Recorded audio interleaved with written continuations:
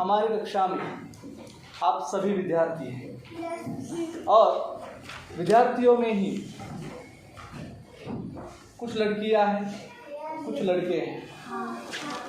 उदाहरण के तौर पर देखा जाए तो हमारी कक्षा में ही प्रथमेश नाम का एक लड़का है और प्रथमेश के साथ साथ एक लड़की भी है, उसका नाम है माही।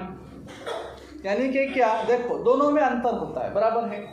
एक है लड़का, एक है लड़की, एक है लड़का, एक है लड़की। उसी के तरह समझो कि मैंने यहाँ पे नाम लिखा प्रथमेश, मैं यहाँ पर जो नाम लिख रहा हूँ यह नाम है प्रथमेश, और दूसरा मैंने यहाँ पे नाम लिखा है माही। दोनों नाम है, दोनों नाम है। इन्हें भी हम क्या कहते हैं, संज्ञा। क्या कहते हैं, हम इसे संज्ञा कहते हैं। और संज्ञा के साथ साथ, संज्ञा के साथ साथ ये प्रथमेश जो है, इस प्रथमेश को हम लड़का बोल, बराबर। प्रथमेश क्या है, लड़का। माही क्या है, लड़की। लड़की, लड़का और लड़की, हमें यह बात समझ में आई, बराबर है। उसी के साथ साथ जब हम थोड़ा सा और आगे चलते हैं, और एक शब्द मैं यहाँ पे लिखता हूँ, ये शब्द देख लीजिए, घोड़ा।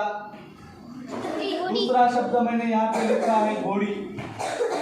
दोनों में कुछ ना कुछ तो अंतर है ना, हाँ अंतर है, दोनों में अंतर है। उसी के साथ साथ शेर और शेरनी। एक शेर है, दूसरा है शेरनी।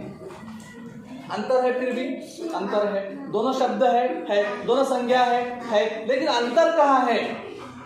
अंतर यहाँ पर है कि जब शेर आता है, घोड़ा आता है, लड़का आता है, प्रथमेश आता है, तो इससे जिस बात का ज्ञान होता है, जो हमें समझ में आता है, वो है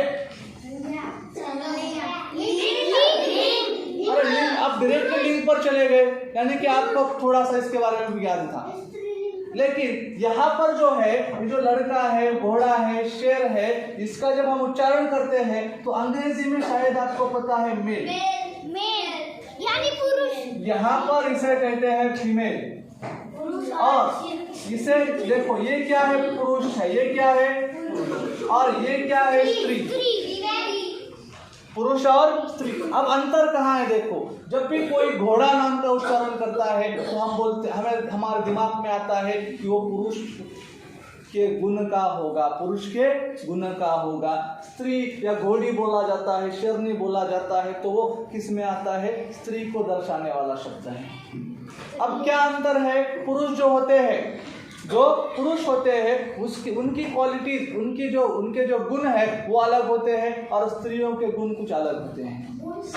गुण का मतलब क्वालिटीज, क्वालिटी मतलब क्या होते हैं? कुछ विशेषताएं, कुछ क्या है वहाँ पे? विशेषताएं। उसी तरह से हर एक, मतलब जो भी मानव जाति है, जो भी प्राणी है, उन प्राणियों को विभाजन करने के लिए, उन प्राणियों का विभाजन करने के लिए, जैसे कि हमें संज्ञा का ज्ञान है, हमें संज्ञा चाहिए, उसी के साथ साथ हमें वचन भी चाहिए, क्योंकि वचन के सहायता से हम जान सकते हैं कि कितनी संख्या है, शब्द की कितनी संख्या है। उसी तरह से हम यहाँ पर भी जान सकते हैं कि लिंग का, हमें जो लिंग शब्द है इसकी भी जानकारी होनी चाहिए। अब हमें लिंग क्यों पता होना चाहिए? हमें लिंग क्यों सीखना है? आपने कहा सर ये पुरुष है, इसे आप पुल्लिंग बोलते हैं, सर वो स्त्री है, इसे स्त्रीलिंग बोला जाता है। अरे लेकिन ये व्याकरण में हमें सीखना क्यों है? हमें पुल्लिंग स्त्रीलिंग सीखना क्यों है? हमें लिंग क्यों सीखना है? हमें नपुंसकलिंग क्यों सीखना है? इसके पीछे की वजह यह है कि जब हमें किसी का विभाजन करना होता है या किसी को अलग दर्शाना होता है, तो उस समय हमें लिंग की जरूरत होती है।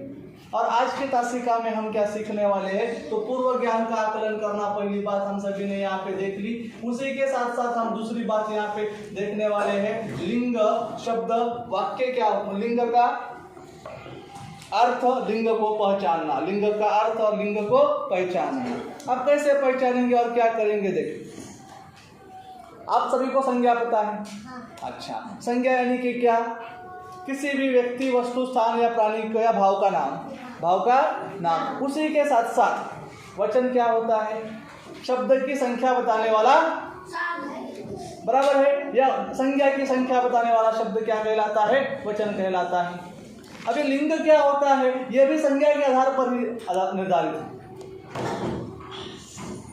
जिस संज्ञा से, देखो, जिस संज्ञा शब्द से किसी के पुरुष या स्त्री होने का पता चले, क्या होने का, पुरुष या स्त्री होने का। कैसे पता चलता है, देखो यहाँ पे घोड़ा, ये पुरुष है क्या स्त्री है, पुरुष है। घोड़ी स्त्री है। अच्छा, अब मैंने आपको क्या बताया कि ऐसा शब्द या जिस शब्द के रूप से या जिस संज्ञा शब्द के रूप से वो स्त्री है या पुरुष है, इस बात का पता चले, उसे कहते हैं लिंग। क्या कहते हैं उसे, लिंग। आसान भाषा में बोला जाए तो कैसे होगा,